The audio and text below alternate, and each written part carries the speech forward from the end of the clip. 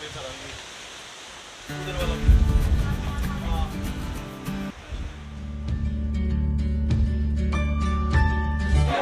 हमने भैरव बाबा की चढ़ाई शुरू कर दी है। मॉर्निंग के 8 o'clock हो रहा अभी।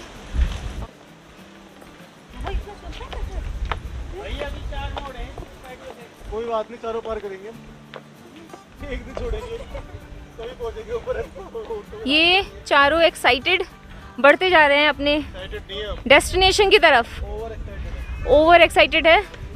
ये देखिए, ये दोनों कपल्स।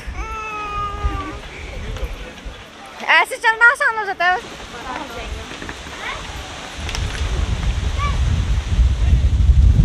हवा बहुत तेज है। हवा बहुत तेज है ना? बहुत तेज हवा है। Guys, this is the another staircase of 262 stairs, and welcome back to my channel Ritu's Dream. I hope you all are doing well. This is the another vlog of Vaishno Devi, and if you haven't subscribed my channel, then please go ahead and subscribe my channel. Hit the bell icon given below. Give me your precious comments in the comment section. It will be grateful for me to read your comments, and I will try to improve my video more and more. See why I am requesting for comments, because it's always motivate me to do better and better in my videos. So यहाँ हम पहुँच गए हैं भैरव बाबा temple की बहुत ही near by. भैया और issue आगे चल रहे थे। उस दिन का वेदर तो फैबुलस था और हवा इतनी तेज़ चल रही थी कि बहुत अच्छा लग रहा था। ये स्टार्टिंग में ही टिकट काउंटर है रोपवे के लिए। रोपवे उस दिन नहीं चल रही थी, वो ट्रायल पे थी, और इसी वजह से हम मम्मी को लेके नहीं आ पाए भैरव बाबा। वो नीचे ही वेट कर रही थी दीबू के साथ। तो ये है स्टार्टिंग का पॉइंट जहाँ से हम एंटर करते हैं भैरव बाबा टेम्पल का जो रास्ता है उसमें। और ये हम जा रहे हैं भैरव बाबा टेम्पल के पास। ये एंट्री गेट है भैरव बाबा मंदिर का, और यहाँ से दर्शन करने के बाद हमने यहाँ से विभूति लगाई और फिर हम निकल पड़े बाहर की तरफ।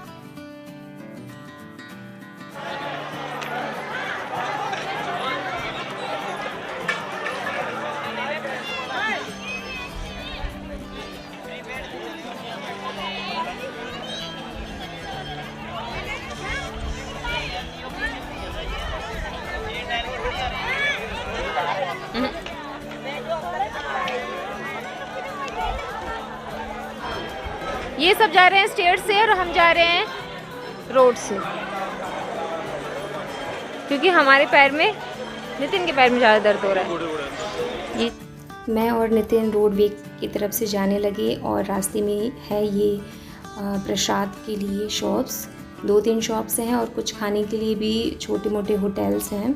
तो यहीं से प्रसाद लेते हैं भैरव बाबा टेम्पल में दर्शन के लिए। और यहाँ से होते हुए हम नीचे की तरफ जाने लगे। तब तक नितिन के पैर में बहुत दर्द हो रहा था, इसलिए हम डिस्पेंसरी के पास रुके और नितिन ने अंदर जाके मेडिसिन लिया, स्प्रे लगाया अपने नीज़ पे, थोड़ा सा रेस्ट किया। रेस्ट करने के बाद हम दोनों निकल पड़े नीचे की तरफ, भवन की तरफ। और ये है भवन जाने का रास्ता।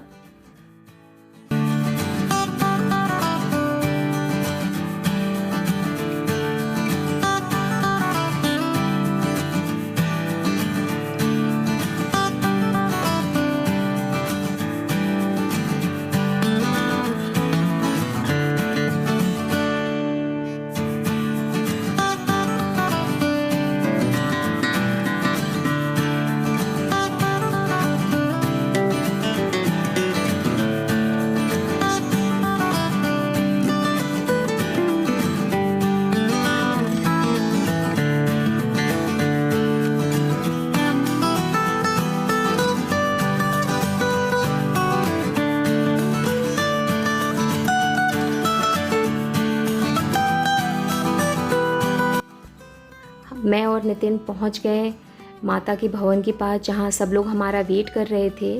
रोडवे का रास्ता ज़्यादा बेटर था एज़ कम्पेयर टू स्टेयर्स, क्योंकि रोडवे में आप आराम से आ रहे होते हो तो उसमें पैरों में ज़्यादा पेन नहीं होता। अगर पैरों में ज़्यादा पेन है तो मैं सजेस्ट करूँगी कि आप कभी स्टेयर्स ना फॉलो करें, आप थोड़ा टाइम लें और आराम से रोडवे से ही आएँ।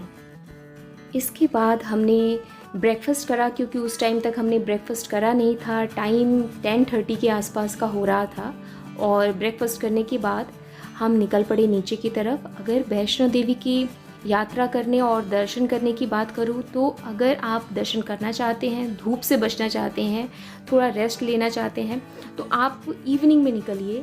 आप फ्रेश होके नहा के और इवनिंग में निकलिए और रात को ही यात्रा कीजिए, क्योंकि रात की यात्रा मैंने फ़र्स्ट टाइम करी थी।